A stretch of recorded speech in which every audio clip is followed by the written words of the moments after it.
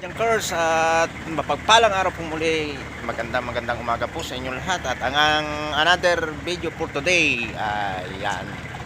Kakatingin po natin itong mga bakal na to. Yung kinuha namin kahapon sa Kampoy, ano? Yung sa Iskihan.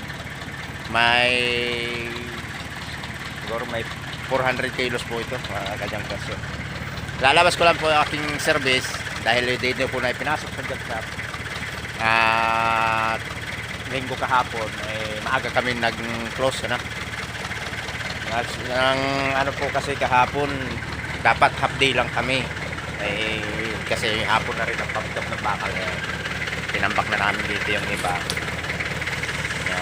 Kaya mga ka-Junkers, lalabas natin ang ating service para tayo makapagligpit dito ng ayos at nang matahi naman itong mga buting ito.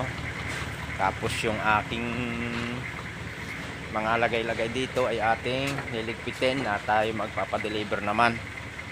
Magpapadeliver natin ang ating mga nakatabing bital dito at sikip na rin, gulo na.